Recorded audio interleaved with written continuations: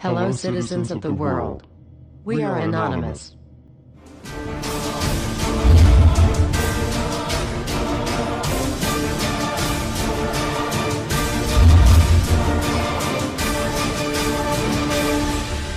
Guess what, world? We are back. Everywhere you look, corruption.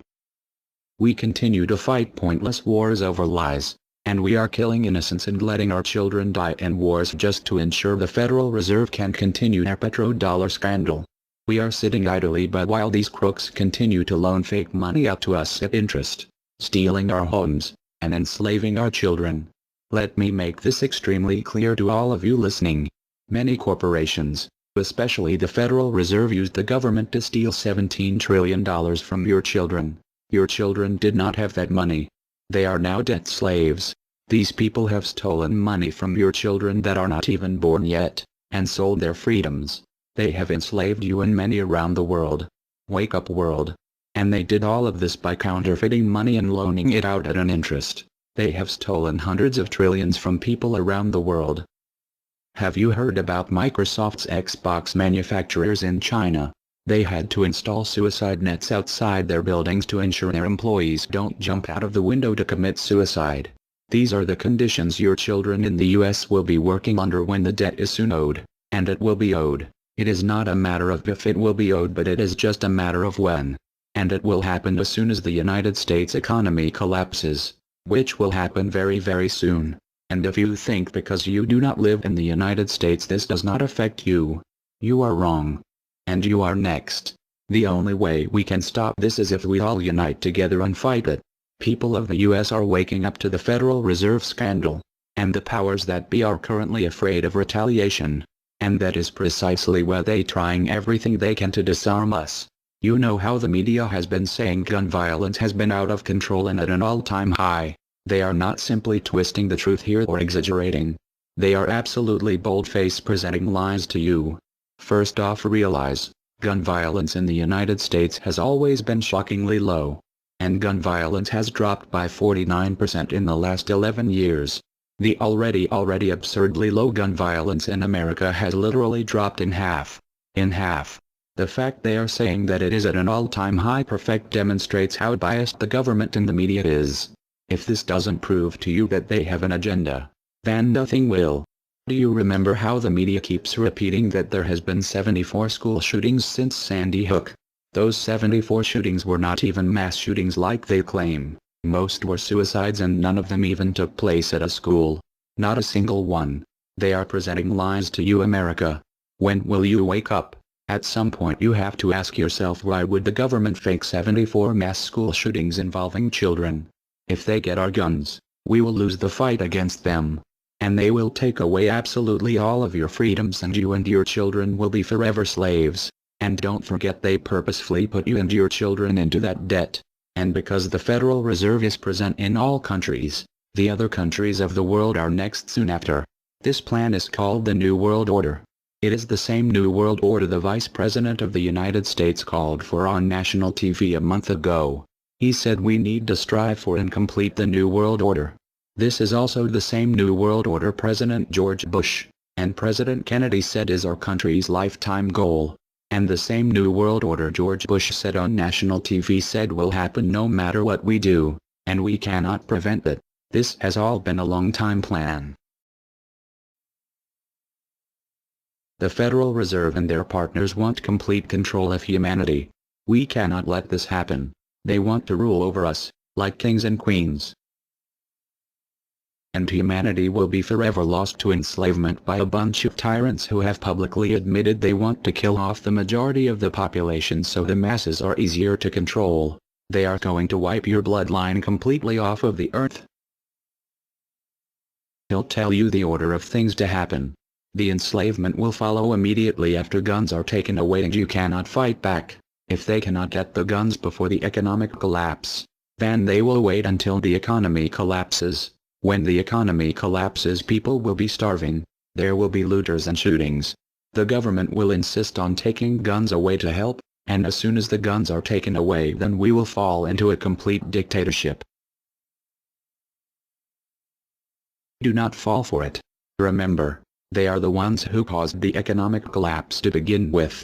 This is the same tactic used on Germans and it worked. So expect it. As soon as the economy collapsed and the masses were starving, the German government asked the people to give up their rights and they listened. And then eventually the government was throwing the naked masses into giant burning hot ovens for mass execution. Do not give up your rights. Do not give up your guns. Fight back, as they were the ones who caused the problem. Just so you know, the people who are behind this Federal Reserve scam and New World Order are the same ones who funded Hitler's campaign. Make no mistake, these people are as brutal as Hitler himself, even more brutal. In fact, now we are going to show you some. Assuming America grows some balls and we win, we will need an overall plan. We have come up with a perfect plan. This plan offers extraordinary possibilities. It will make for the most beautiful and free world you can ever imagine. If we are successful, we can leave a much better for our children. A beautiful world. Watch every minute of the rest of the video. Do not skip a single bit of it, as it is all important. If this one video gets out and can change the world, this is your opportunity to make a difference. Please share this video. What you want with it, get paid for the views. We don't care. Just get the message out there for the world to see. Now sit back and relax, enjoy the movie.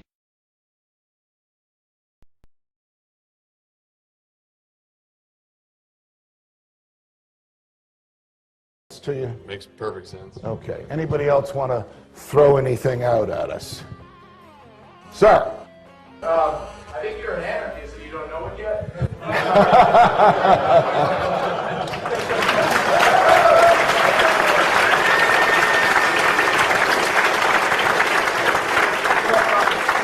Do you hear me denying anything?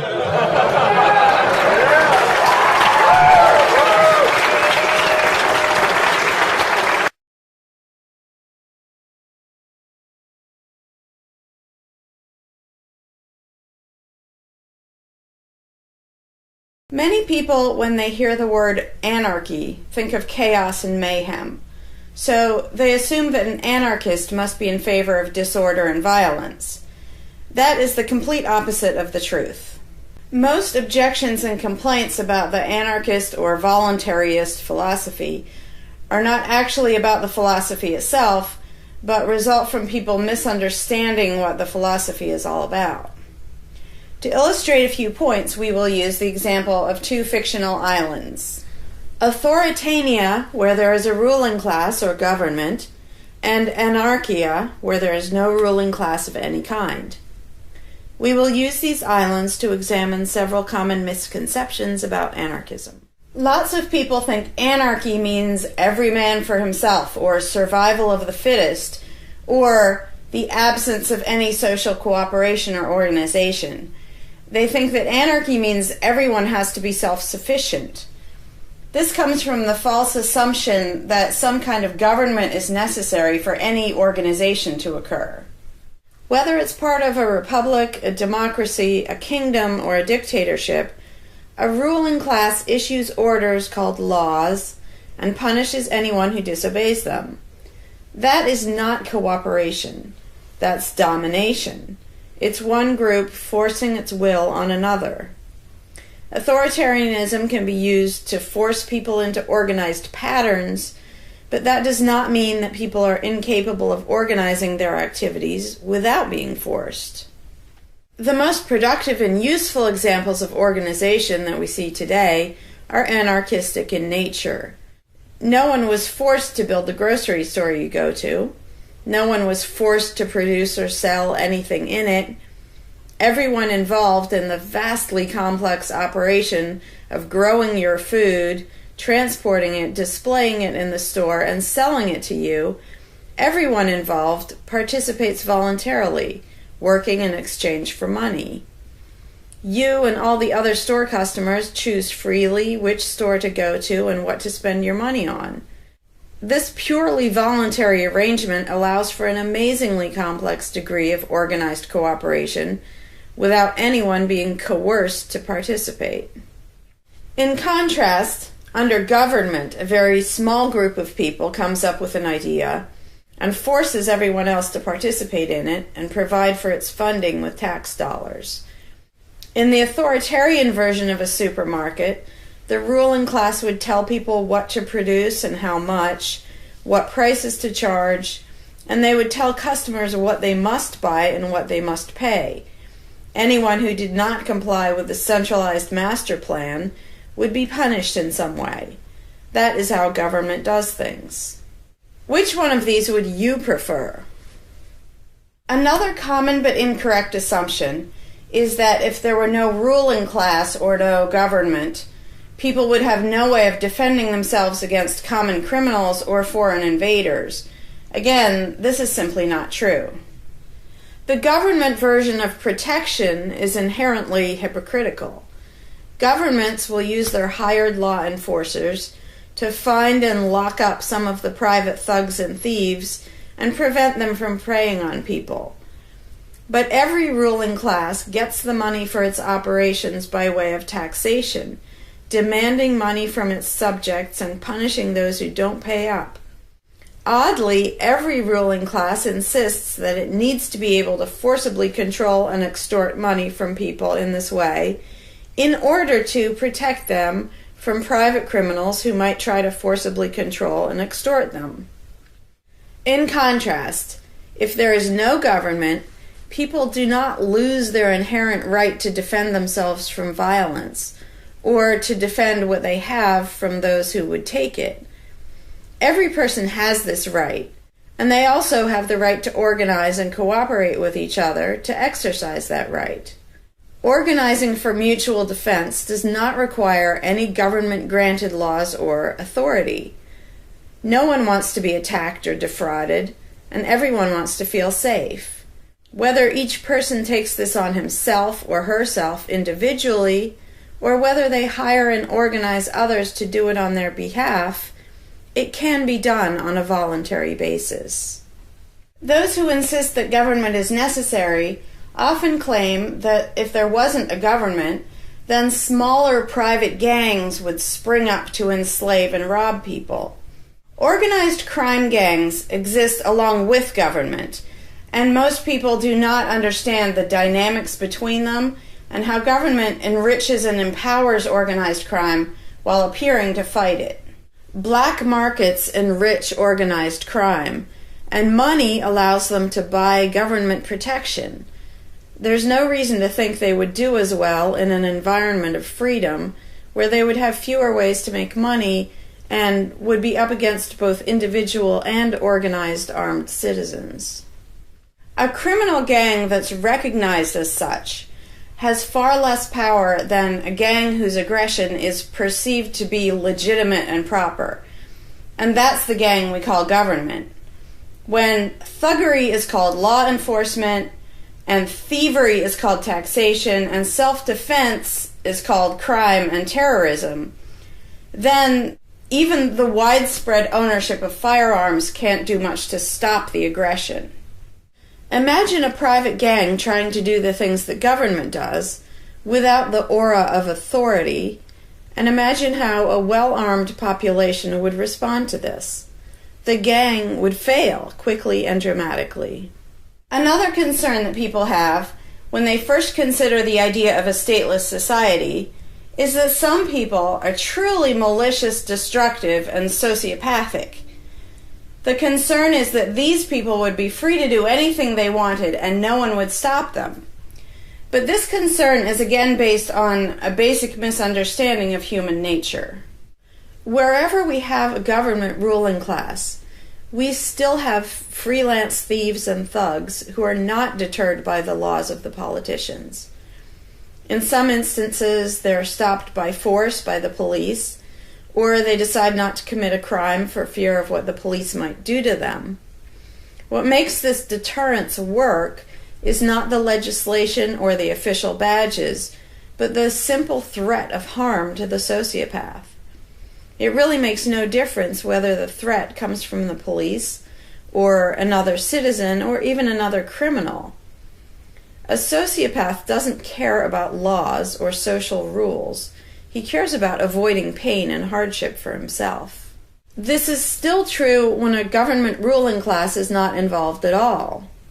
If the intended target of a would-be carjacker pulls out a gun, it doesn't make any difference to the carjacker whether that person has a badge or whether there's a law against taking people's cars. Discouraging nasty people from hurting others does not require special authority, only the ability to use defensive force. Ironically, though people hope that government will protect them, having a government, a gang which is believed to have the right to tax and control people, just creates one gang so big and powerful that normal people can't resist it. In short, to create a huge gang and then give it societal permission to control and extort people with the hope that this gang will prevent theft and thuggery is simply a self-contradictory idea, but that's what government always is. Some people might assume that if people organize for mutual protection and defense, then that's what government is. But there's an essential difference.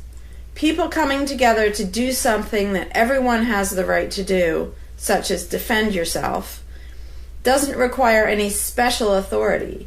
It's not government unless one group of people claims the right to do things which others do not have the right to do, such as taxing and controlling innocent people.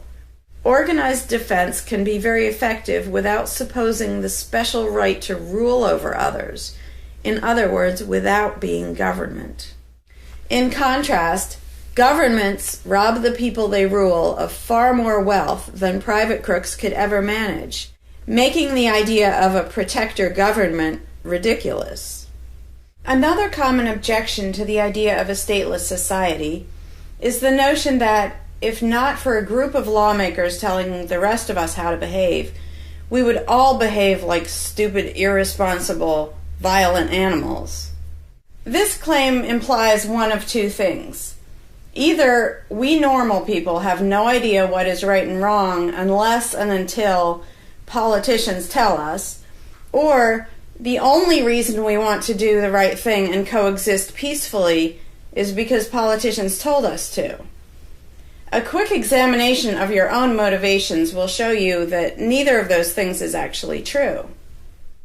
It's particularly odd to make this argument in a society where politicians are voted into power. If the people themselves have no moral code and no conscience, and are just stupid, violent animals, why does almost everyone want government to keep the peace and protect the innocent? Would a population of vicious, heartless, evil people try to elect good people to keep the evil people in line? Obviously not. The goodness and the desire for order and peace comes from us, not from the lawmakers we vote into office. The same holds true of everything that government does. If people are so short-sighted and selfish that they can't be trusted to voluntarily organize and raise money for whatever they deem important, then how can those same people be trusted to decide who should be in power? The implication is that the average person can't be trusted to run his own life, but can be trusted to choose someone to run other people's lives. Government is really not a civilizing influence. It's actually an uncivilizing influence. People who would never personally rob their neighbors constantly use the government to do it for them by way of taxation. People who would never dream of trying to control minute details of their neighbors' lives think it's just fine to vote for politicians to do it instead. Government gives everyone the opportunity and encouragement to rob and control other people without risk. So government, rather than serving as a check against the imperfections of our nature, instead drastically amplifies our greed, irresponsibility, and malice towards other human beings by giving us a legally acceptable and risk-free way to interfere with the lives and choices of our fellow men and women. Government brings out the criminal and busybody in everyone. In contrast, in the absence of a ruling class, people would lose their ability to ask lawmakers to interfere with their neighbors' lives. And we would not have law enforcers who could avoid responsibility for evil deeds by claiming that they were just following orders. Throughout history, far more theft, assault, oppression, and even murder has been committed by those acting on behalf of a supposed authority than by anybody else. Even basically good people, when they believe in government, will condone things or do things which they know would be wrong if they did them on their own. Most people know that theft and assault are bad, but they imagine that controlling their neighbors and forcing them to spend their money on things they don't want is perfectly moral and legitimate when it's done by way of the political process. Wrong becomes right when it's called taxation, legislation, regulation, and war. Anarchists know better. They know that human society will never be perfect, but it would be a whole lot better if evil deeds were committed only by genuinely nasty, sociopathic people, rather than being committed wholesale by basically good people who think that violent aggression is okay when it's called law enforcement. The fundamental principle of voluntarism is very simple. It's wrong to initiate violence against any other person, regardless of badges, laws, or alleged authority. The only time the use of force is justified is to defend against aggression. Almost everyone understands this on a personal level, but they've been taught that this basic rule of social living does not apply in the game of politics and government. Most people already know how to get along with others, and most people want a peaceful and just society. Our morality doesn't come from politicians making laws. Our ability to organize and cooperate doesn't come from the ruling class. When people escape the belief in government, they don't suddenly turn into violent animals. Our inherent right to defend ourselves and our ability to defend ourselves is not served by government. In fact, it's threatened by government more than by anything else. Ruling classes do not produce peaceful coexistence, but rather perpetual conflict and violence. Our belief in government authority takes our compassion, virtue, and good intentions and turns them into power for people who crave power and riches. Of course, the people who benefit most from the political racket will put a good spin on the system and do their best to convince people that it's a social necessity. But ask yourself this: have the thousands of laws, regulations, and taxes imposed on you by politicians made you a better person? Have they made you more productive or more caring? Is the world better off with the politicians taking your money and telling you how to live your life? Or do you think it might have been better off if you'd been allowed to spend your own money and make your own decisions? Is society really best served by a small class of people forcefully imposing a centralized master plan on everyone else? Can the orders and threats of a ruling class make the world what it should be? Or would society be better served by human freedom and respect for individual rights, by voluntary cooperation and peaceful organization? If this second option sounds better to you, maybe you should learn more about anarchism. Some people dismiss anarchism as a utopian idea that would only work if everyone were generous and compassionate. Obviously, everyone is not generous and compassionate all the time. But these people need to look at the other side of the coin. If people are too stupid, greedy, and malicious to be free, aren't they too stupid, greedy, and malicious to be trusted with power over others? Whether people are inherently good, bad, or some of each, giving a person power over others is not going to make that person better. In fact, power has historically been known to corrupt people and make them worse, whereas the discipline imposed by the equal freedom of everyone else brings out the best in human nature. Most people today think that we need some form of government because they mistakenly believe that obedience to authority makes us all more civilized, moral, and peaceful. In reality, it has always done exactly the opposite. Everyone knows that governments can be corrupt, abusive, inefficient, counterproductive, even tyrannical. But most people assume that the way to fix that is to get the right people into power. People have spent centuries trying to create a good society using different kinds of ruling classes, different legal structures, different ways of choosing the rulers, and so on. But every governmental construction has resulted in freedom and riches for some, and oppression, violence, and poverty for others.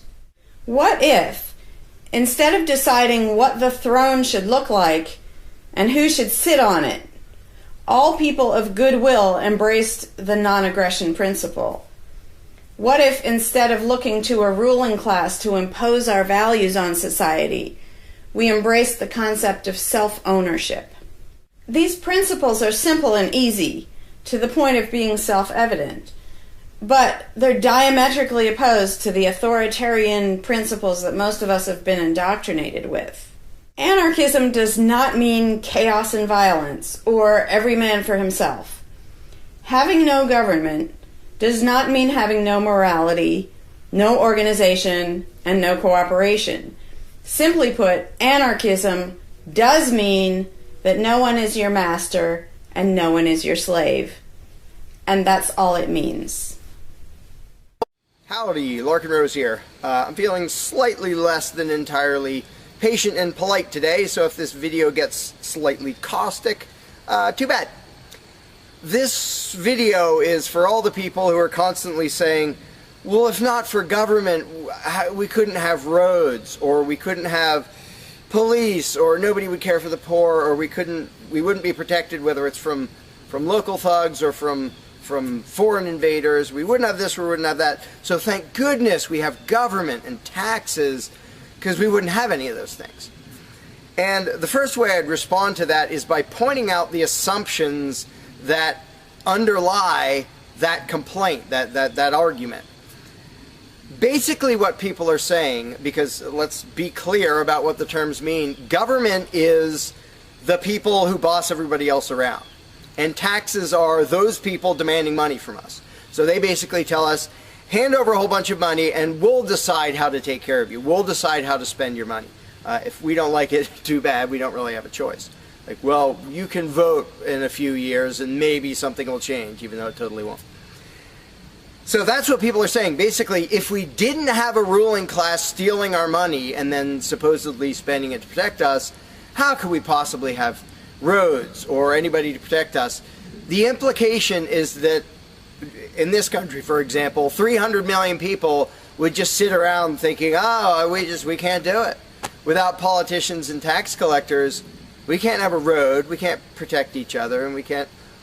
And it rests on this bizarre assumption that things that almost everybody wants, they wouldn't do anything to make happen unless there were politicians forcing us to give them money so they can make it happen. And so an example I like to use is, let's apply the same argument to food, because food is pretty darn important. I think everybody can agree. Let's apply the same argument that statists use about the roads or caring for the poor or protection or anything like that. The argument would go like this. Now, in the context of food, listen how idiotic this is. If we don't have government demanding money from all of us under the threat of caging us, and that's what taxation is, here's the money you have to give us, here's the nasty things we do to you if you don't. If that didn't happen so that they could build a big food production and distribution system and feed us, well, we'd all starve. We'd all just sit around saying, gosh, I wish we had food, but, no politicians and tax collectors. We're just going to sit around and starve to death. Now, in this country, nobody would believe something that stupid, because all you have to do is go to a supermarket and see a perfect example of really efficient, organized cooperation that nobody is forced to do. There is no, if you're going to make the argument that people make about roads and protection and all that, you'd say, well, nobody is forced to make any food for anybody in this country. How do you know everyone's just going to say, well, it's not my job, and we'll all starve to death? There's no guarantee. There's no master plan guaranteeing that we'll all have food. So obviously we're all going to starve if we don't have an authoritarian government stealing our money and then making food and giving it to us. Because golly gee, we couldn't possibly do it voluntarily ourselves.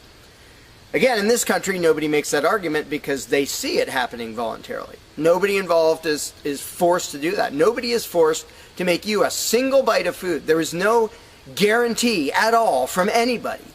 And yet, Americans are, by and large, hugely overweight. Obviously, we don't have a lack of food. We might have a lack of healthy food. But obviously, we see that example. Oh, we can handle that. You know, voluntarily, mutual cooperation, that's fine for food. But for some reason, it's not okay, and we can't even fathom the idea of the exact same thing handling roads or handling protecting us or other things that almost everybody wants. So there's, in the question is this bizarre assumption that everybody will sit around really, really, really wanting something, but because there aren't politicians bossing us around and stealing our money, well, how could we possibly do it? And one of the most common things is, who will build the roads? Which is amazingly stupid to me. Just amazingly stupid. I have here in my pocket a little tiny thing. With this little tiny thing, I can be most places in this country and call people all over the world. And I own it myself. I'm not anywhere near rich these days, but I own one. Almost everybody I know has one of these. A little thing that can fit in your pocket, and just on a whim, you can open it and talk to somebody who's on the other side of the planet. And there was no coercion. Nobody forced anybody to make one of these. This is the result of voluntary cooperation. And that's it. Free trade. Organization, yeah, good. Cooperation, yeah, good. Coercion, which is what government is, and taxation, which is theft, didn't need that to do this. So what these people are telling me, oh, we wouldn't have roads if we didn't have government, is that somehow free individuals, relatively free, interacting voluntarily can make it so I can talk to almost anybody in the world on a little thing that fits in my pocket on a budget that is not a very good budget at the moment, but I still have one of these. That freedom, not authoritarianism, can supply me with this, but freedom cannot achieve a flat place. Because that's what a road is. It's a flat place. From here to there, because we have these machines that take us from here to there. By the way, we don't have those machines because of government. We have those machines because of free enterprise and voluntary interaction and cooperation. The idea that freedom can make a car but can't make a flat place is just idiotic. You really think we can't make a flat place? And so I ask people, and they say, well, who will build roads? Are you really telling me that you really and truly think that if government fell off the face of the earth, 300 million people in this country, 7 billion if you want to include the whole planet, would sit around in their houses thinking, golly, I wish I could go visit Fred, but I can't because there's not a flat thing from me to him, and I don't know how to do it. And the other 300 million or 7 billion people, we can't possibly do it because there aren't any politicians and tax collectors. If they were here, we could do it. If they were here to boss us around and steal our money and really inefficiently build a flat place, then we'd be set. Then I'd be comfortable and I could be confident that I could get places. I could visit Fred, I could go shopping, but now we're all going to sit in our houses wishing we could go to the corner store, but we can't because, golly, how could we possibly make a flat place from here to there? We can make these, where you can talk to anybody in the world. We can make machines that you drive around in, but no, we couldn't possibly make a flat place. And when people say, well, who will build the roads? The first answer is the same damn people who do it now. Politicians and tax collectors don't build the friggin' roads. Have you ever seen one out there? No, you haven't. They steal our money, waste most of it, do all their corrupt games, and then they pay other people. Here's an idea. How about if we pay those other people who actually build the stinking road? And the fact that that doesn't occur to people is a great indication of how well indoctrinated people are by the rulers who will perpetually tell us, you can't organize anything, you can't achieve anything, you can't do anything unless we are here to force it on you. And it's, again, there are a zillion examples, whether it's caring for the poor or protection or roads, obviously. where most of the population will say, I'm really concerned that poor people won't be taken care of, which means most of the population wants people in need to be taken care of. And if we didn't have politicians stealing our money, how would it happen? Here's an idea. Take some money out of your pocket and give it to one of the people that you think needs help. Why would you not comprehend that, but you would comprehend some guy 1,000 miles away passing a law to send an armed thug to take your money, to waste 90% of it, and then give a little bit to somebody who may just be defrauding the system or may actually need it? And the amount of indoctrination required to make people even ask these questions of how could we possibly do this without government? What do you think government adds to the equation? It doesn't add any resources. It doesn't create anything. Everything it gives away, it steals from us first, by way of taxation. It doesn't add any skills. It doesn't add any knowledge. The people who are here would still be here if the institution of government fell over. We have all the know-how, we have all the resources, all the technology.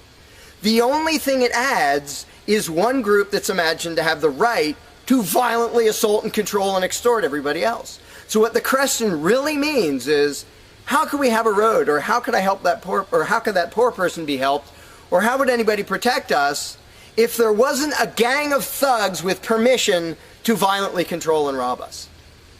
And when you recognize that that is literally what the question means, you already see how utterly idiotic it is. And it's completely the result of authoritarian statist indoctrination. Nobody would come up with that on their own. And you obviously don't see that with the example of food or cars or cell phones or anything else. Nobody says, we won't be able to talk to each other unless there's a gang of thugs that's allowed to boss us around and steal our money. And just economically, how stupid you have to be to think that's a good idea. Here are your choices. Let's do this. I'll give you these two choices for how you will be fed from now on. Either you can go spend your own money wherever you want. You can go to the supermarket or the local this or the local grocery, whatever you want. You can go decide what you want, and they'll tell you the price. You decide what you're going to buy and how much. And you can go to different places and you can shop around and you can do all that. That's option number one. But let me warn you, option number one does not give any guarantee that you will be fed. There's no master plan forcing people to feed you. So, oh my gosh, you better be really scared of that option, despite the fact that you can do it day after day and it works really darn well and feeds pretty much not only this country, but with a massive surplus. So that's option number one that apparently statists are scared of. Option number two is politicians will take as much money of yours as they decide to take. Then they will decide what, if anything, they will buy with that money in terms of food to give to you, to feed you. Do you really think that will serve you better, that will feed you better? Yeah, I'm much more comfortable that I'll have I'll be fed, I'll be secure, everything will be okay if a gang of thugs who doesn't really care about me steals my money and then decides what, if anything, to give me back from what they stole. But that is implied in the question, whatever you put in the blank. How are we going to have blank if not for government? What you're saying is, how can we, the people who really want roads and food and cell phones and protection and all the things that almost everybody wants, how can we possibly have that unless we give someone permission to steal our money and boss us around and then decide what they're going to give us? And the same thing applies no matter what you put in the blank. How will we possibly do blank without government? One of the silly ones is caring for the poor. How will we care for the poor? Think of what that means. Like when more than half the country votes for a party to take care of the poor, it's more than half of the country saying, we're really concerned and we want to make sure that the less fortunate are taken care of, but we don't believe that normal people acting in freedom will take care of them. Well, if the people didn't care about the poor, they wouldn't win the election.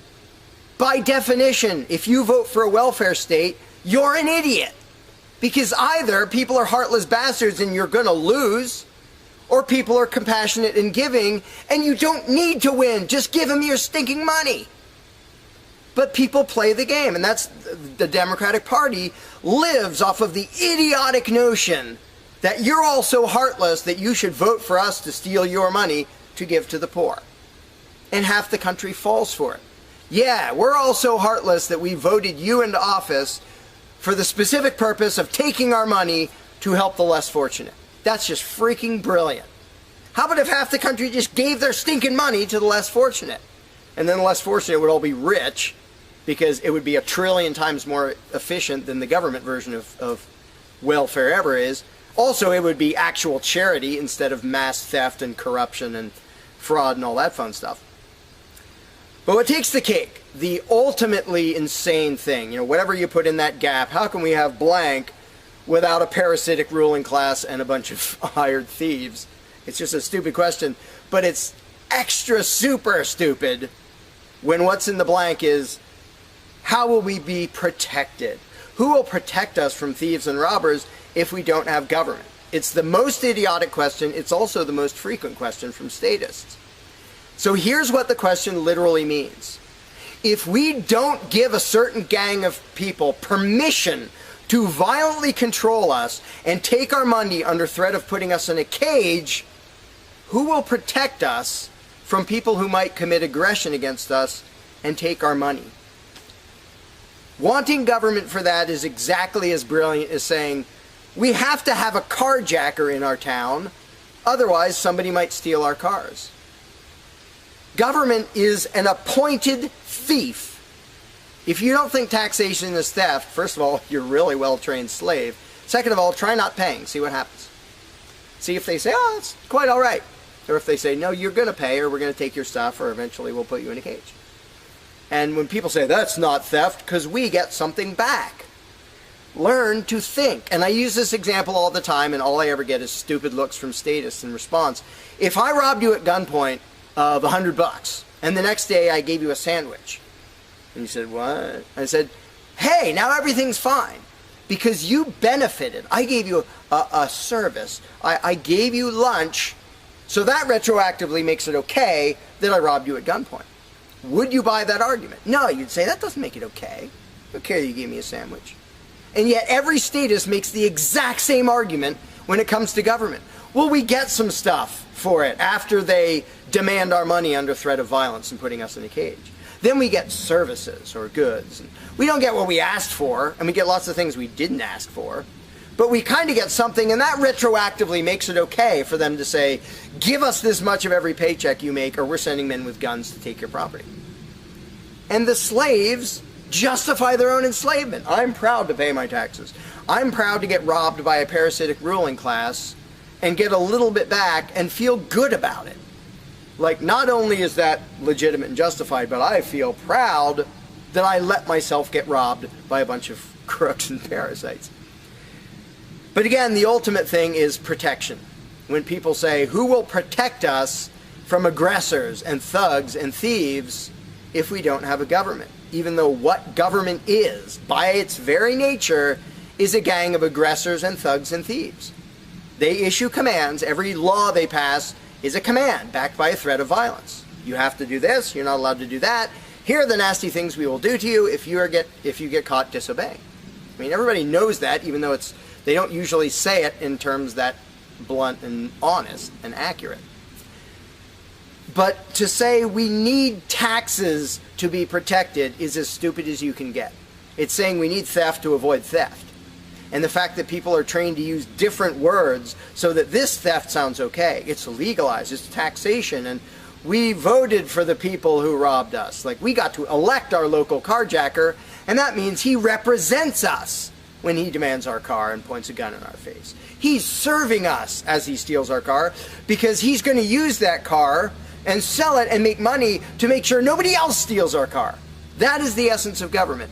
And the fact that you have hundreds of millions of victims of that scam vehemently defending it and saying, I'm not going to give that up. I don't want to give up government. Who would protect us? I don't want to give up the biggest aggressor on the planet, the biggest thief on the planet. Look at your tax bill and see how much private crooks steal from you. So before you ask that question, before you ask, how could we possibly have roads or protection or water or air or Christmas or Santa Claus or any of the zillion things that statists imagine we can't possibly have without a ruling class, think about what the question actually means. Because when you get to the point where you understand the implications of your own question, asking, how can we possibly have this without a parasitic gang of thugs robbing us? When you actually understand what you're really asking, you won't ask the question because you will realize it's completely freaking idiotic.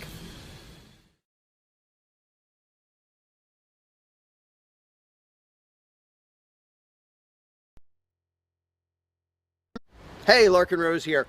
One of the first things that people are concerned about when they start thinking about a society without a ruling class is, well, what happens to the nasty people?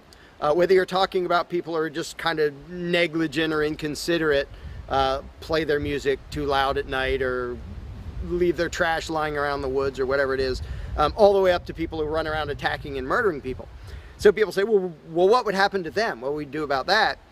Some people even go so far as to say, if not for government, there would be nothing to stop people from committing murder and doing whatever other nasty stuff. And it's funny because when somebody says that, there would be no consequences, they could do whatever they wanted and nobody would stop them, the person saying that is implying that he isn't going to do anything. If there's someone running around attacking and murdering innocent people, the guy who said nothing will happen to them, obviously he's not going to do anything or something would happen to them. But not only is he demonstrating his own cowardice when he said there would be nothing to stop murderers, he's also projecting his own immaturity and irresponsibility onto the rest of the world, because he's also saying the other 7 billion people wouldn't do anything about it, which obviously isn't true. I would, wouldn't you? If somebody was running around murdering your neighbors, would you just go, well, there aren't politicians and there's nobody with a badge and we don't have tax collectors and bureaucrats, so oh well, I guess they're just out of luck, they're going to get murdered. And would you not even protect yourself if there wasn't government? Obviously, lots and lots of people, all the sane people, would do whatever they could to protect themselves and defend the innocent. So to say nothing would happen is just really bizarre. And it comes from having a mentality basically of a little kid in a classroom, where the teacher walks out of the room and the kids are just sitting there, we don't know what to do. No authority's telling us what to do. And Johnny's throwing things at me, and there's no teacher to stop him. Ah! Because most people, having been trained into authoritarian mentality, it never occurs to them that they are the ones who should fix anything, who should stop anything. And so when people say, well, what would be done about this and that and the other thing, nasty people doing nasty things, the first thing I ask is, well, what would you do about it? Because people are so into the mentality that there has to be some master plan and some authority who writes down the law of here is what will be done with those people, that people don't think in terms of, well, what would I do about it? Which is why I always ask people, well, what would you do about it? You're a person just as much as me and just as much as the other 7 billion. What would you feel justified in doing if somebody was polluting or playing their music too loud at night or running around murdering people or whatever in between you can think of? Any nasty thing, what would you feel justified in doing about it? Because there's a very basic rule of being a moral human being, which is if it would be wrong for you to do something, don't ask anybody else to do it. And the rule is so simple, so self-evident and obvious that most people will go, well, duh, of course. Trouble is, nobody in the world who believes in government abides by that rule. Nobody. I don't care if you're a constitutionalist, Democrat, Republican, fascist, communist, anything, any kind of statist. There is nobody who believes in government who abides by the most basic rule of morality, which is if it's wrong for you to do something, don't ask somebody else to do it. Because every single candidate, every party, every government always does things that the voters know they themselves have no right to do. And to say something like, well, I'm voting for the guy who's going to tax you less. Well, do you have the right to rob me a little bit less than the other guy? No, you don't. So telling me that, well, somebody was going to rob you more, but I voted for the guy to rob you a little bit less, you are still violating the basic rule of being a human being. If it's wrong for you, don't ask somebody else to do it. Well, that's kind of the second basic rule, the first one being the non-aggression principle. And they actually go together quite well. But when people are in the mindset that there's going to be some major centralized plan to deal with whatever, polluters or people who play their music too loud or murderers or whatever else, they have to get out of that mindset. They have to start to think that maybe they are among the people who have to do something about it. So instead of saying, what will be done about such and such, well, what will you do about it? What should I do about it? And this doesn't magically make all the problems go away, but the actual practical challenge of dealing with most disputes is trivial compared to the challenge of getting people to think like responsible adults, where they start to think, well, maybe it's up to me. And a while back I did little events called Escaping the Myth, and one of the little mental exercises I did with these little groups of people is, imagine we're on an island and we're it. There's no government, there's no authority, there's nobody with a badge, and one of us is running around stealing stuff from other people. He's not killing anybody, but he's stealing stuff. What are we going to do about it? We normal people. There's not a legislature, there's not 911 to call, there's nobody with a badge, it's just people. And so with that specific example, I would ask people, so what do we do? And just off the top of their heads, everybody comes up with solutions that are way better than what government ever does. First of all, every government solution is, all right, step one, I get to rob everybody. That's the government solution. Well, we're going to tax everybody so we have the resources to stop that other robber. Well, in the island scenario, nobody is stupid enough or insane enough to start with that, to say, well, let's see, so somebody's stealing our stuff. Okay, first, I get to rob all of you so that I have the resources to protect you from him. Nobody is that insane. Everybody is insane enough to believe that who believes in government. And I did for many years. I was stupid enough to actually think that it was rational and moral to advocate mass extortion in order to protect people. And that's just stupid. So I just believed something insanely stupid for a very long time. Most of the world still believes that. But in a setting where people are put on the spot and they're responsible for what happens, they don't do that. They don't say, well, I get to boss everybody around and take their money. Nobody does that.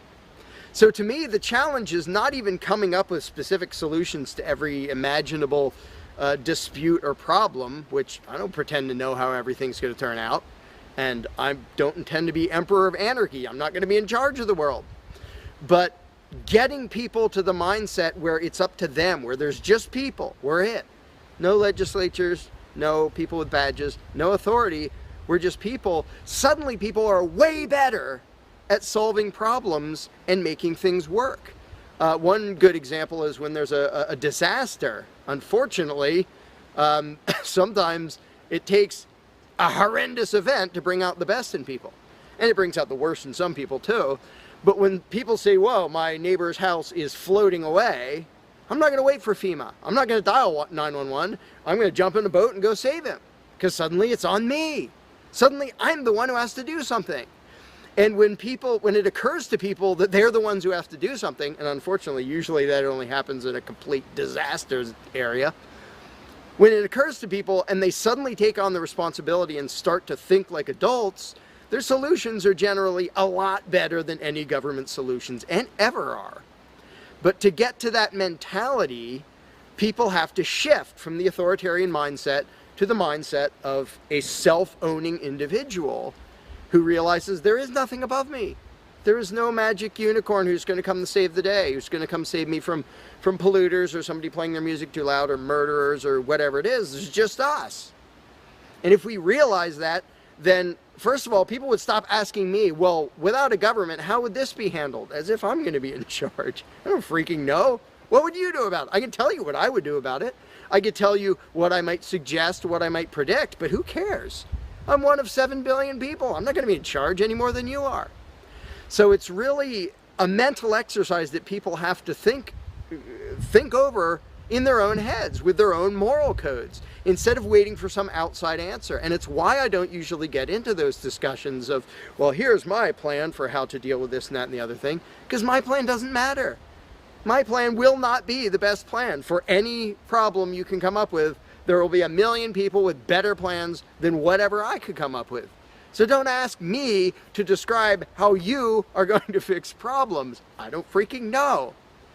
And you can see the mind shift in people when they grasp that they own themselves and they suddenly realize, oh, okay, well, yeah, there are things we can do to settle disputes, to protect ourselves from attackers, to do this or that or the other thing. But the first step is just grow up. Stop thinking it's somebody else's business to make the world work. Well, how will the poor be cared for? I don't know. What are you going to do?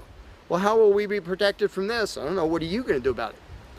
And it is inconvenient. It's inconvenient to be a free person where you can't just be a kid in a classroom whining to the teacher to save the day and fix everything and make everything work, where you actually have to be a responsible adult. And that's one of the main reasons why people like the belief in authority, because then they can live with the lie that all they have to do is obey and do as they're told and everything will be okay. First of all, no, it won't be okay. Second of all, you're not even being a human being.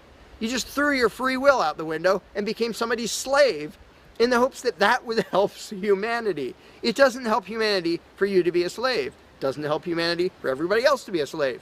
It does help humanity for you to start thinking as an adult, responsible human being who owns himself and who accepts that it is your responsibility to figure out how to make the world work.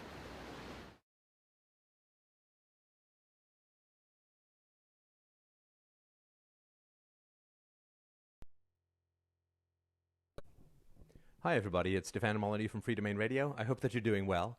This is a little presentation entitled The Proof for Anarchy. It's sort of embarrassing how long it took me to come up with this as a thesis, but we will look on the bright side and hope that it holds or stands. This is more details from an argument in the free book, Everyday Anarchy, available at freedomainradio.com in ebook or audiobook format. So, anarchy, the proof. Well, there's a core anarchist claim, or the core anarchist claim, is that a central coercive monopoly, a state, a government, is not required for criminal sanctions, punishment of criminals, violent crime, and so on, for the provision of public goods, of roads and pollution controls and so on, and for contract enforcement. Furthermore, using a state to solve these problems is both counterproductive and immoral. Now, fairly simple argument. Why has it made so little headroads or headway among educated and civilized debaters? Well, there's a real challenge. Two main challenges, I would say. When you attempt to convince people of the validity of a stateless society, what happens is you kind of have to go one of two routes. And the first route is you say, well, there are historical examples of a stateless society, but they don't tend to get very far with people. People don't really know much about them. It requires a lot of research. The research can be biased by people's political opinions, either pro or con.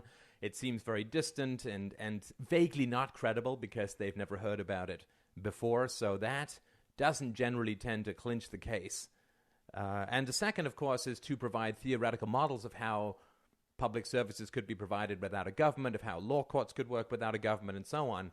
And what this does is it tends to provoke the endless, yeah, but problem of endless questioning. Well, you might not need this, but what about this, and how would this work, and how would that work, and the other, and what if, and what if? And that doesn't tend to clinch or close the case either. So these have been the typical weapons in the anarchist arsenal, so to speak, but they have not been effective for the reasons that I mentioned. So the historical examples people bring up, well, a couple hundred years of medieval Iceland, there was medieval Ireland, feudal Europe, as some people say is a decent example, anarchic communes during the Spanish Civil War. Rothbard talks a lot about Pennsylvania, 17th century, modern Somalia, kibbutzim in Israel, and so on. But these aren't terribly convincing. There's very few people who are going to be saying we should run our society according to the principles that were enacted in medieval Iceland. It doesn't tend to be very, very convincing. It requires a lot of research and doesn't tend to get over the hump. These are distant examples, or you don't know much about them. They seem inapplicable. They seem foreign. And in the example of Iceland and Ireland and feudal Europe, they were ended by statist intervention, either domestically or from other countries. Requires a lot of research. It's just not terribly convincing, and we can see the results of the general acceptability of anarchistic theories, that it doesn't really come about, that these things don't really work. So the holy grail of anarchic argument is, what if they were an example of political anarchism that was in practice, that every reasonably educated adult was perfectly aware of and understood deeply.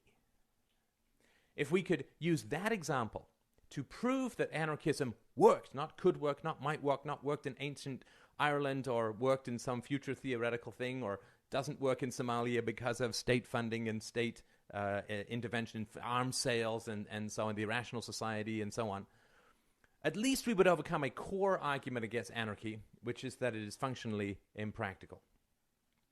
Does such an example exist? Oh yeah. All I can say is abso-positively, frequently. But first, because I'm very keen on creating as many barriers to acceptance of the truth as possible, let's create the most difficult conceivable or possible case for anarchy. Because a theory which operates very well under the most adverse conditions can be assumed to operate even better under less adverse or less extreme conditions. So if a man can lift 100 pounds, it's perfectly valid and an entirely true statement to say, yes, he can lift 5 pounds too. If the escape velocity of to get out of Earth, to get away from Earth is 11.2 kilometers per second, 30 kilometers per second will escape Earth even faster. This is just a logical thing. That which works right on the borders or works under the most negative situations will also work under the most positive situations. If a bridge can hold a train, then it can hold a baby carriage. This much we can logically understand. So, the premise. If, my friends, we can find an example of a highly functional form of anarchism that operates under the most adverse conceivable conditions, and as a benefit which is familiar to people as well, then the theory of anarchism can be considered more than possible, more than theoretical. It's proven. This may be our Einsteinian relativistic eclipse. It may be our Darwinian theory of evolution. We don't know as yet, but let's hold out for the mere possibility. Furthermore, if this example is commonly understood by just about everyone, then the last remaining theoretical barrier to the practicality of anarchism will come down. The challenge. So a stateless society, the avocation of a stateless society, faces the challenges of, how do you deal with, without a government, how do you deal with criminal prosecution and contract enforcement, the provision of public goods, roads, national defense, sewage, garbage collection, blah, blah, blah, and so on. Anarchist theorists do not say that these services are not required. Nobody says, we don't need roads. Roads are a fool's game. They're a con man's game. But rather that essential coercive agency is not required, not moral, and impractical in the long run. So the Free Domain Radio solution, and this is just stuff that I've been working on for the last couple of years, of these things called DROs, or Dispute Resolution Organizations. And these are like quasi-insurance companies that provide customers with things like contractual enforcement. And this is not necessarily if you're doing business with someone in Taiwan or Jupiter, but rather contractual enforcement with issues you may have with your landlord or with your school or whatever. Protection from criminal victimization, collective defense if necessary, and the public goods argument does not require the existence of a state. It doesn't justify it. You can have roads without. In fact, roads were invented long before the state came along and so on. So really, we're just going to focus on the contractual enforcement, protection from criminals, and collective defense. So here's a totally minor example. This covers virtually nothing, but it's just a way of looking at it. If you and I enter into a business arrangement for $100,000, let's say, we can choose a mutually acceptable DRO to provide restitution if one of us fails to adhere to the contract. If I fail to adhere to the contract, the DRO will pay you for your relevant losses and then will come after me to pay restitution, or would have me pay you directly. If I welch on the contract, break the contract, and refuse to pay any restitution, then DROs will raise the price for me to do my next contract. Like, if you take up smoking, your insurance rates go up. If I end up welching on my contracts, it becomes that much more expensive to enforce my contracts, and thus the price of me having contracts goes up. And of course, contracts are necessary for just about everything you do in a modern economic society. I mean, and if I piss off every DRO on the planet and nobody wants to do business with me or raise my rates so high that it becomes impractical, which wouldn't actually be that high to begin with, then I just can't, until I make good, until I provide restitution to the people whose costs I've incurred by welching on my contracts, I simply can't participate. I can't rent a room. I can't I can't buy groceries. I can't have a bank account. I can't use an ATM. I just can't participate until I deal with this. All nonviolent ways of dealing with things like contract enforcement. Property crime, again, this is a total massive sprint through. There's lots to this, and you can listen to the first podcast or look at freedomain.blogspot.com starting from the bottom up for more on this in terms of how it could handle things like pollution controls and so on. So if I contract with a DRO for property protection, if I'm robbed, well, the DRO is going to pay me restitution, going to give me back the computer that was robbed, or pay for it. If the DRO can identify the criminal, it's going to require him to pay restitution instead. If he doesn't, then DROs are going to share names with other DROs. This already happens with insurance companies. And these other DROs will refuse to enforce his contracts until he makes good on that which he stole. So he can't buy groceries, can't use a bank, can't get on a bus, can't take a cab. He's just going to find himself increasingly hampered in his participation in civil society. And people say, well, yes, but what if he decides to go off the grid as far as the DRO system goes? Well, of course, people can do that. It's still very hard to function. But people can do that in a state of society anyway. Nobody can catch you if you go off the grid, fundamentally. So a DRO system's not perfect, but it's a vast improvement over what we already have. And if the guy's broke, he can pay off the restitution through garnished wages or whatever. So, violent crime. So I could, and probably would, sign with my DRO, maybe a variety of them, or maybe a one-stop shop. Restitution for rape, assault, and so on. So, and they won't punish self-defense. So if I am getting attacked and I defend myself, they won't sanction me. So if a man is assaulted, his DRO pays him restitution and then pursues his assaulter to recover the costs. Either the assaulter pays the costs or is driven out of the society through ostracism, and there are tons of historical examples of this, just in case you're interested. And anyone who deals with the criminal is going to face sanctions from the DRO system as a whole. So this can be a really closed ranks kind of situation. Everybody's going to rely, at least for some period of time in their life, maybe after 20 years, the DRO just, you can do that with insurance companies, right? After you've paid for a certain amount, you're just insured for free because you paid off the costs of your whole lifetime. Same thing with DROs. After you've been in the DRO system for maybe 15 years or whatever, everything else is just free because obviously you're not going to do that just to shaft someone in some contract down the road.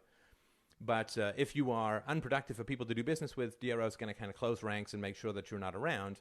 That having been said, if someone can make money out of enforcing your contracts, that person will find a way to do it. So it's not a totally closed rank monopolistic system, but if people can't find a way to make money out of enforcing your contracts, they just won't, in which case you're going to be enormously crippled in any kind of economic life. And all of this is achieved through ostracism, through the sharing of information, through non-contracting with people. It's totally non-violent. Again, I'm not saying this is going to be convincing to anyone who's totally against the theory, but it's just a possibility of how it could work.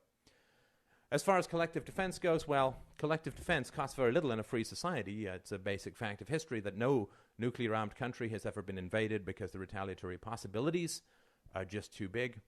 It only takes a few dozen nuclear warheads to deter invasion of any particular geographical region. Cost of defending that, a couple of nukes, a couple of bucks a year, maybe. So that's just not a big enough issue or cost or price that that would be a barrier to collective defense. So when you put these ideas forward, what happens is these endless objections come up. Well, what if, a DRO grows to become a government, gets rid of all other DROs, or a DRO just picks someone to badmouth, or what if the DROs themselves don't follow their own contracts? And of course, there's endless checks and balances that are invented by the free market. So I'm not going to go into those objections here because we all know them, we've all thought of them, and so on. However, let's go even further and try and cripple this theory as much as humanly possible. And if we can find an example where it works even though it's crippled, then we know that it works in a free society even better. So if we can find an example of an anarchic theory working well in practice despite every conceivable obstacle we could throw in its path, the practicality of anarchism is proven. So let's say that I put forward this proposed anarchic DRO system, and you could call this any number of names, just the one that I happen to use. Now, I say, okay, well, I want to get rid of the government, and I want a DRO system, but no contract can ever be written down. No contract can ever be enforced in any legal or coercive or ostracism manner whatsoever. No information can ever be shared at all. And a super DRO monopoly already exists, and it's going to kidnap and imprison anyone found to be participating in any of these super secret quote, non-contracts, and hundreds of thousands of people are constantly sniffing around and will be well paid for revealing these secret non-contracts. That is about the most absurd and ludicrous hobbling of any kind of anarchic, voluntaristic theory of contract enforcement and so on.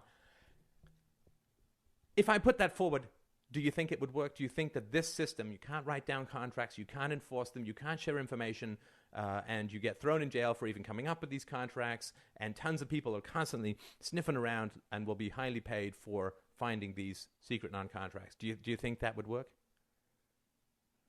If you say no, then you're totally wrong. Sorry, not my fault. But if you say, well, no, DRO systems, even in a free society, are hard to believe, a DRO system like the one you just described would never work, well, you're actually completely incorrect. This system that I just described, you can't talk about contracts, you can't enforce them, it's all handshake deals, and it's all hidden, and it's all under the table, and people are sniffing around to try and find them all the time. Well, this system, shockingly, works almost perfectly. This system is all around you. The system works all over the world. The system has worked for thousands of years in hundreds of countries. What, you ask me, what system is this? What red pill am I offering you, perhaps not even orally? The anarchic system that you live in. This system is hard to see, well, at least it was for me, because it is so well camouflaged. This anarchic system is the state itself. Indeed. Well, the thesis.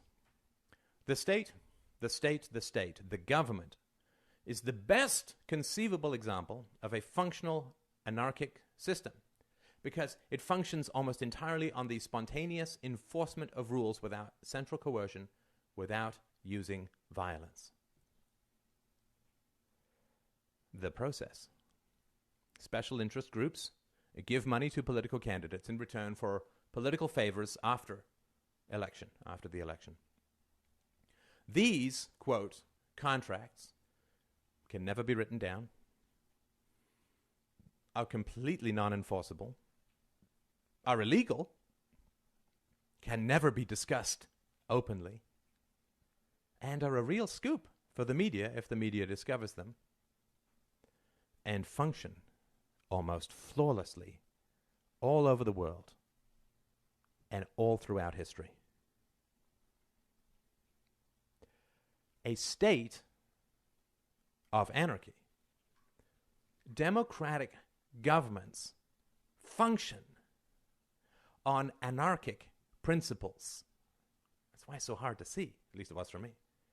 These, quote, contracts that can never be written down, never be enforced, never be discussed, are punished by imprisonment, and are lucrative to expose, function almost perfectly. The state runs on, quote, contracts that can never be enforced by the state, and are in fact violently opposed by the state. Thus the government, the state itself, is the best example of a perfectly functional state of anarchy. The proof. Remember we said, if anarchic principles can work under the most adverse conceivable conditions, then anarchic principles will work almost infinitely better under the least adverse conditions. If a man can lift 100 pounds, we know for certain that he can lift 5 pounds. If anarchy can work in the state, if the state functions because anarchy works, then we know for certain that anarchy can work without the state, and far better too. The example we gave of crippled anarchy, the existing state system, is the man lifting 500 pounds. We get rid of the state. It's that much better. You can openly discuss these contracts. You can publish them. They're objective. They're enforceable through overt means. Nobody cares if they're discovered because they're open and they're public and they're not illegal. This is a trippy idea. You might want to watch this again. At least it was for me. If this is the proof, I think it is the proof, then this is all that we need to make the case, because we are already embedded in a perfectly functioning, though highly crippled anarchic system. And if we remove the crippling nature and aspect of secrecy, subterraneanness, handshakes, non-enforceability, things will only function almost infinitely or enormously better. Thank you so much for watching. You, as a free, beautiful, independent human being with inalienable rights, own yourself. As a result, you can do what you want with your own body and own the product of your labor. The implication is that it is morally wrong to initiate force against someone else or their property, because to do so is to violate their rights. Therefore, all human interactions should be free of force, fraud, and coercion, and people should be free to exercise their rights, limited only by respect for the rights of others. When you learned don't hit and don't steal, it wasn't unless you work for the government. When you learned thou shalt not kill, it wasn't unless your dear leader gives you a gun and a uniform and a one-way ticket to the other side of the world. Government is force, an opinion with a gun, and force is a poor substitute for persuasion. Governments frighten us into thinking we need them, but with knowledge, philosophy, and technology, we are empowering ourselves and each other to have the courage to move past the paradigm of statism and restrain government to only moral uses of force, at least until we replace it with the cooperative, free market solutions that will soon render it obsolete.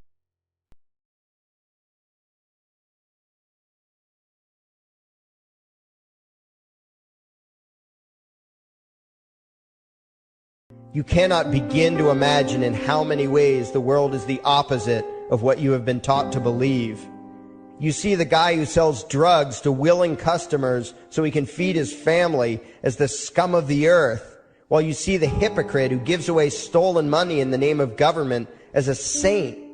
You see the guy who tries to avoid being robbed by the federal thugs as a crook and a tax cheat, but see as virtuous the politician who gives away the same stolen loot to people to whom it does not belong. Go to your browser. You see the cop as a good guy when he drags a man away from his friends and family and throws him in prison for 10 years for smoking a leaf. And you see anyone who defends himself from such barbaric fascism as the lowest form of life, we now have a new YouTube channel. In reality, most drug dealers are more virtuous than any government social worker. And prostitutes are far less to be ashamed of than political whores, because they trade only with what is rightfully theirs, and only with those who want to trade with them. These are the people responsible. The upstanding, church-going, law-abiding, tax-paying citizen who votes Democrat or Republican is far more despicable and a bigger threat to humanity than the most promiscuous, lazy, drug-snorting hippie. Why? Because the hippie is willing to let others be free, and the voter is not. The damage done to society by bad habits and loose morality is nothing compared to the damage done to society by the self-righteous violence committed in the name of the state. You imagine yourselves to be charitable and tolerant when you are nothing of the sort. Even the Nazis had table manners and proper etiquette when they weren't killing people. You think you're good people because you say please and thank you? You think sitting in that big building on Sunday makes you noble and righteous? The difference between you and a common thief is that the thief has the honesty to commit the crime himself, while you whine for government to do your stealing for you. The difference between you and the street thug is that the thug is open about the violence he commits, while you let others forcibly control your neighbors on your behalf. You advocate theft, harassment, assault, and even murder, but accept no responsibility for doing so. You old folks want the government to steal from your kids so you can get your monthly check. You parents want all your neighbors to be robbed to pay for your kids' schooling. You all vote for whichever crook promises to steal money from other people to pay for what you want. You demand that those people who engage in behaviors you don't approve of be dragged off and locked up, but feel no guilt for the countless lives your whims have destroyed. You even call the government thugs your representatives, and yet you never take responsibility for the evil they commit. You proudly support the troops as they kill whomever the liars in DC tell them to kill, and you feel good about it. You call yourselves Christians or Jews or claim to follow some other religion, but the truth is what you call your religion is empty window dressing. What you truly worship, the God you really bow to, What you really believe in is the state. Thou shalt not steal. Thou shalt not murder. Unless you can do it by way of government. Then it's just fine, isn't it? If you call it taxation and war, it stops being a sin, right? After all, it was only your God that said you shouldn't steal and murder, but the state said it was okay. It's pretty obvious which one outranks the other in your minds. Despite all the churches, synagogues, and mosques we see around us, this nation has one God and only one God, and that God is called government. Jesus taught nonviolence and told you to love your neighbor, but the state encourages you to vote for people who will use the violence of government to butt into every aspect of everyone else's life. Which do you believe? To those about to stone a woman who had committed adultery, Jesus said, "Let him who is without sin cast the first stone." But the state says it's perfectly fine to lock someone up if they do something you find distasteful, such as prostitution. Which do you believe? The Christian God says, "Thou shalt not covet," but coveting is the lifeblood of the beast that is the state. You are taught to resent, despise, and hate anyone who has anything you don't have. You clamor for the state to tear other people down, steal their property, and give it to you. And you call that fairness. The Bible calls it coveting and stealing. You are not Christians. You are not Jews. You are not Muslims. And you certainly aren't atheists. You all have the same God, and its name is government. You're all members of the most evil, insane, destructive cult in history. If there ever was a devil, the state is it. And you worship it with all your heart and soul. You pray to it to solve every problem, to satisfy all your needs, to smite your enemies, and to shower its blessings upon you.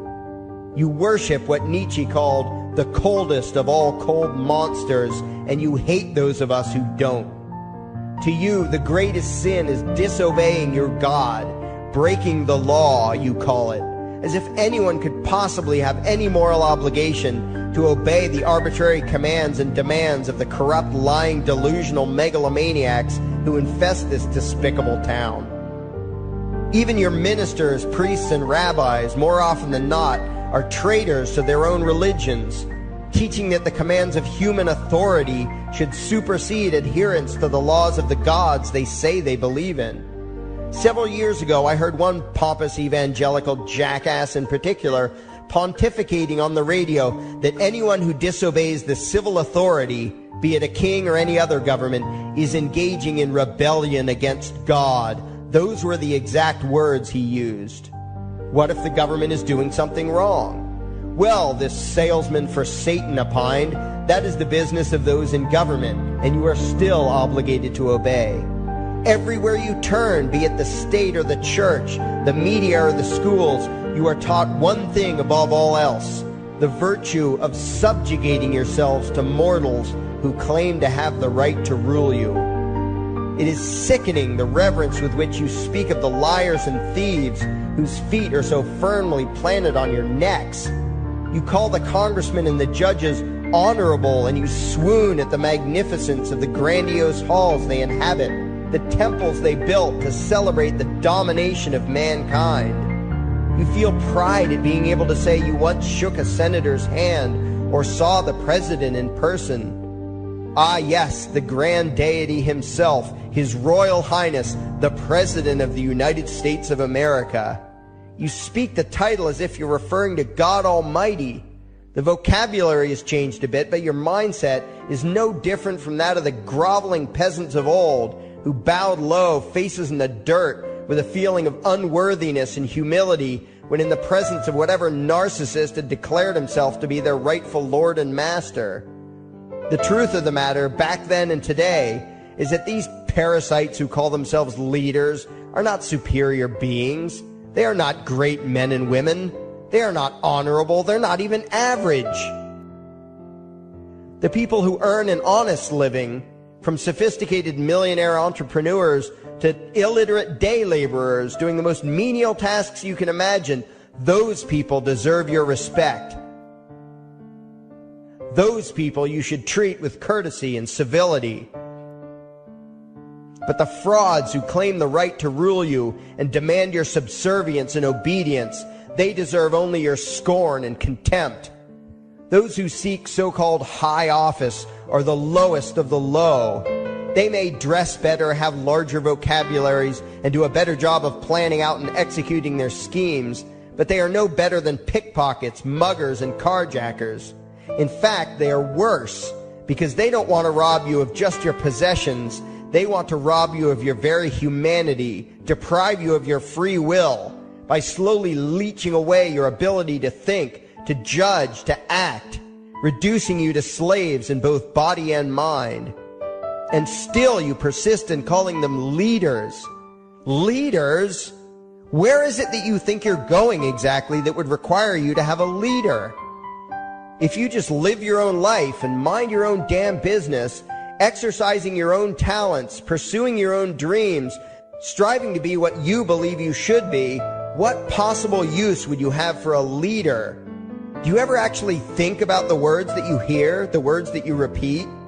You parrot oxymoronic terms such as the leader of the free world, even pretending for a moment that there is some huge journey or some giant battle that everyone in the entire nation is undertaking together that would require a leader. Why would you ever think, even for a moment, that the crooks that infest this town are the sort of people you should listen to or emulate or follow anywhere? Somewhere inside your mostly dormant brains, you know full well that politicians are all corrupt liars and thieves, opportunistic con men, exploiters, and fearmongers. You know all this, and yet you still speak as if you are the ones who are the stupid, vicious animals, while the politicians are the great, wise role models, teachers, and leaders without whom civilization could not exist. You think these crooks are the ones who make civilization possible? What belief could be more absurd? Yet when they do their pseudo-religious rituals, deciding how to control you this week, you still call it law, and continue to treat their arbitrary demands as if they were moral decrees from the gods that no decent person would ever consider disobeying.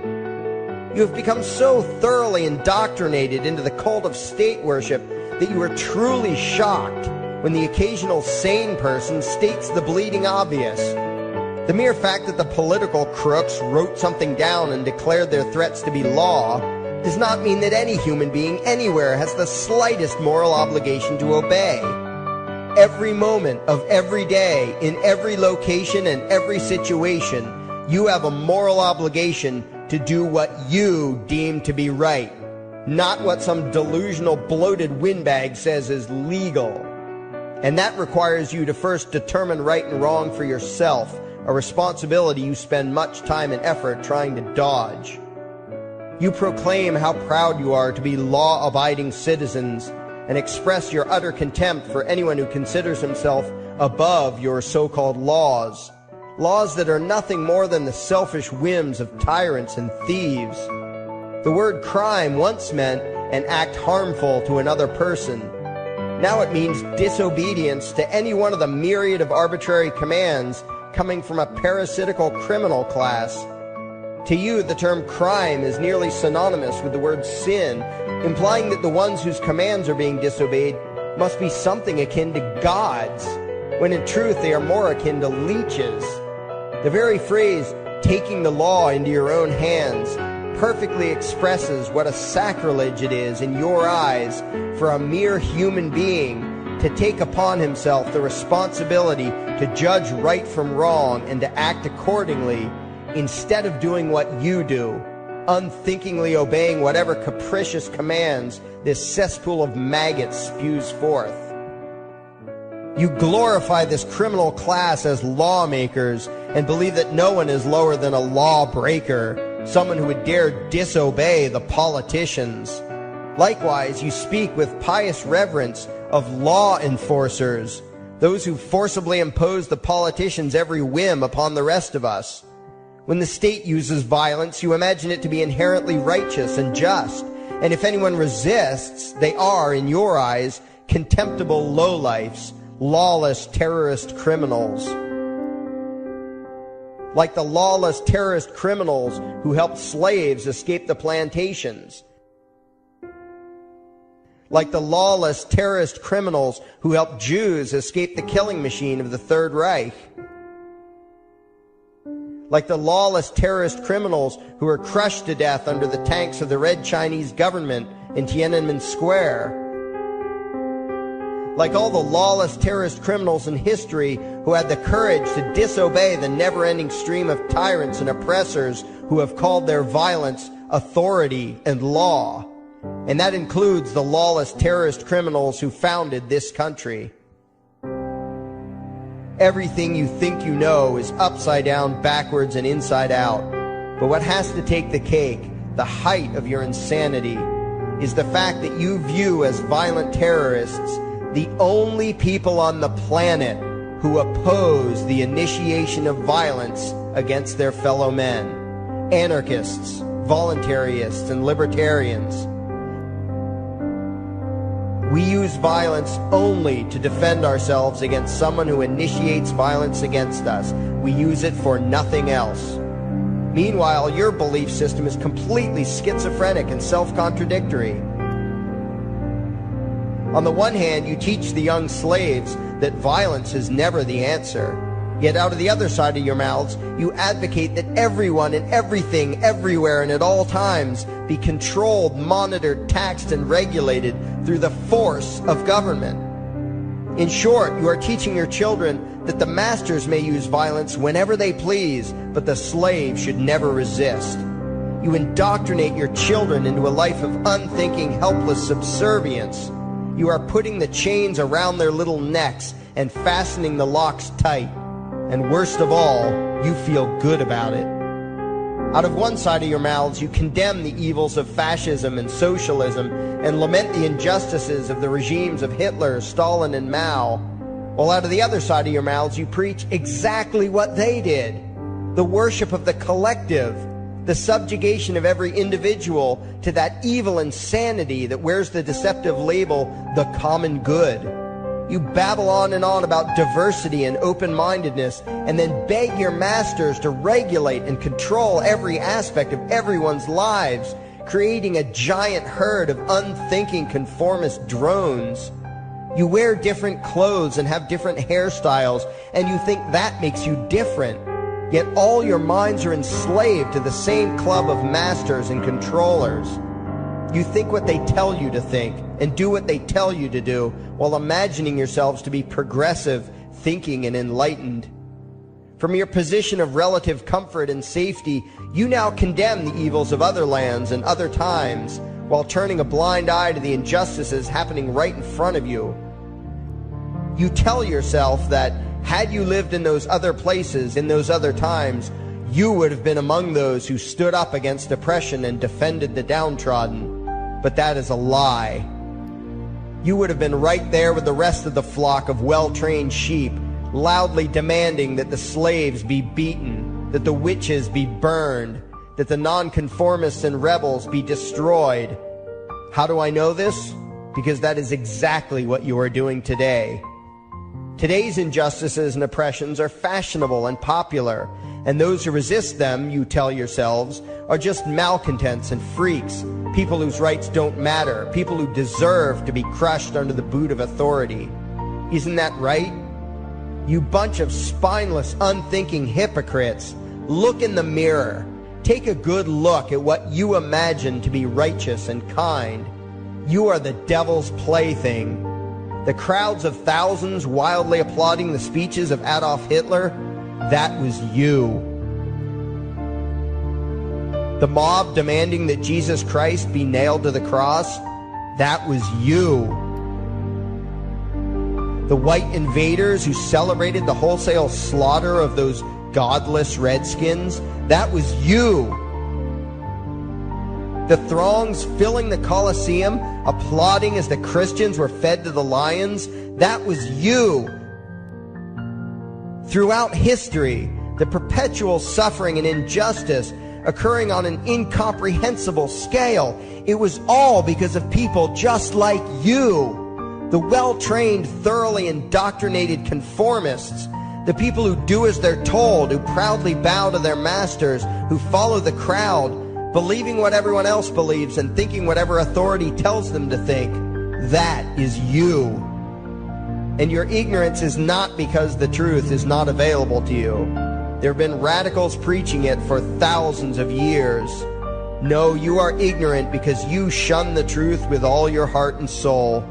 You close your eyes and run away when a hint of reality lands in front of you. You condemn as extremists and fringe kooks those who try to show you the chains you wear because you don't want to be free. You don't even want to be human. Responsibility and reality scare the hell out of you, so you cling tightly to your own enslavement and lash out at any who seek to free you from it. When someone opens the door to your cage, you cower back in the corner and yell, "Close it, close it." Well, some of us are finished with trying to save you. We've wasted enough effort trying to convince you that you should be free. All you ever do is spout back what your masters have taught you, that being free only leads to chaos and destruction, while being obedient and subservient leads to peace and prosperity. There are none so blind as those who will not see. And you nation of sheep, would rather die than see the truth.